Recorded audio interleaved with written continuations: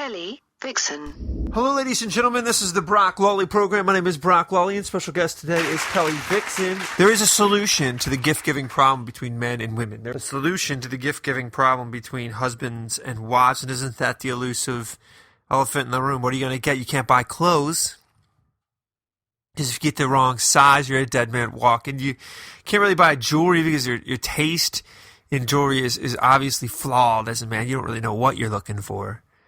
And then, of course, if you venture into that sort of practical vacuum cleaners, appliances, you're not being romantic. So, Kelly Vixen, what is the solution to this age-old dilemma around Christmas time? Everybody as kids made lists, Christmas lists, gift lists for their parents, and things that they really, really, really wanted. And it's probably a good practice to keep on doing it even after you get married. Not a bad idea. Especially some men are just really hard to shop for, and women, although they try to drop hints and stuff, men don't really work like that. They don't catch up on the clues. So it's pretty helpful just to straight up make a list of things that maybe 10 to 15 things that would be nice to have. So I think this is a wonderful solution. I think many men will think this is a wonderful solution. Essentially make your hubby a list. Go as far, I think we covered this last Christmas, go as far as cutting out pictures. You alleviate all hassle, all work from the scenario, and just make it easy. But that's not exactly, I don't think, a commonly shared opinion by most women. I think romance is in the spontaneity and understanding what the woman wants without the woman having to tell the man. So try to sell women, if you would, on this list idea. Try to get their head away from the stereotypical your husband has to be some sort of telepath, and instead make it more, sell them. Well, there's one of two options. The first option is that you make the list. You get the things that you want. If you wanted to, maybe a good compromise would be that maybe 2 or 3 items he'll get you that aren't on the list. Just things that he thinks that you might want or would like. But the catch is that you might be getting some things that you don't really want or don't really like. But then you still get the things that you were hoping for. So just like when you were a kid, you would make lists for your parents. You make a list for your husband so that he is just able to succeed and you don't set him up for a complete failure on Christmas. Why do you think this is such a struggle for people? I mean, it is. I hear it all the time, especially from men. Men really complain about it. I've even seen men in a state of panic. I've seen men who have gone to war scared and panicked about what to get their significant other. Why is it that the telling each other and the making suggestions is sort of taboo? How's that happened? Well, it's not so much making suggestions because women really feel like they've done all that they need to do in order for the husband to be equipped to know what they want. They've dropped all sorts of clues. They talked about it a million times. Maybe ducked in the stores. Yeah, pointed it out. Me like this perfume, makes me happy. That kind of thing. And the fact that the man doesn't pick up on it, is just could be a little bit daunting for a woman. But the truth of it is that men don't work on those kind of small, fine details. So in order to kind of break through, the male-female barrier, it's probably good just to straight up tell him, hey, listen, this is what I like. I like these things. I like these fragrances. I like, this clothes and this size. Just to kind of alleviate or, get rid of any kind of vagueness or questioning that a man might have. Anyway, I wasn't done with my original thought. So there's one of two things. You make the list. You deal with the fact that it's not as romantic as, maybe you had hoped. But you get the things that you want. And then we talked about the compromise of maybe he surprises you with 2 or 3 things. But the other option is that you don't tell him.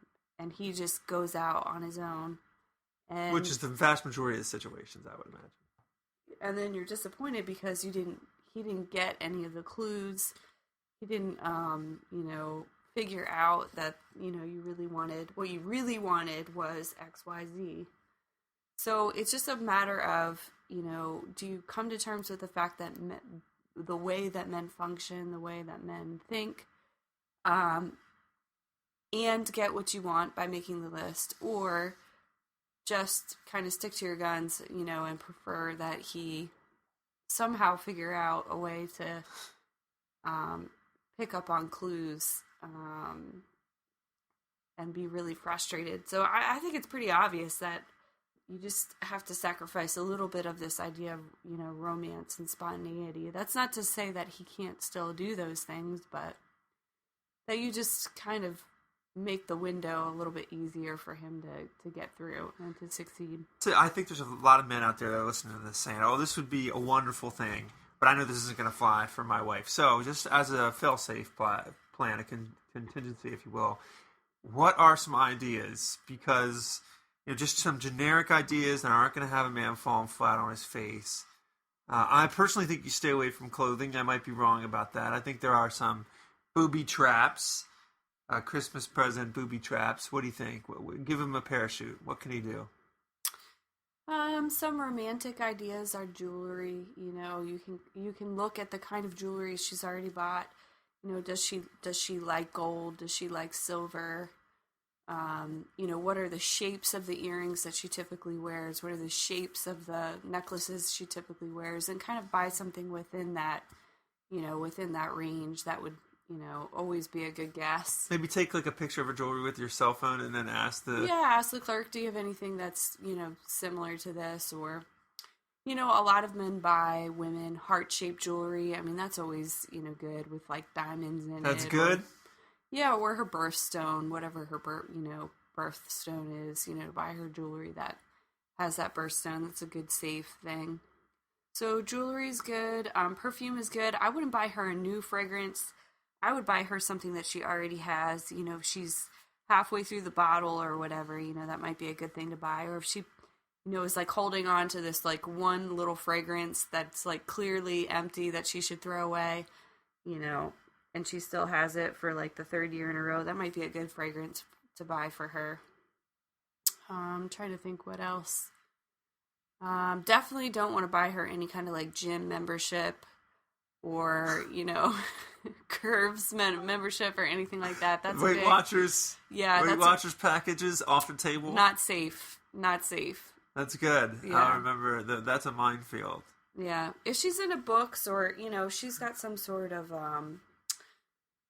hobby that she likes to do. If she likes to paint, buy her paint brushes. You know, if she likes to cook, it's always good to buy, you know, more spatulas if she's into baking, or a cute little apron, or, you know, something safe within her, you know, within her thing, within her hobby.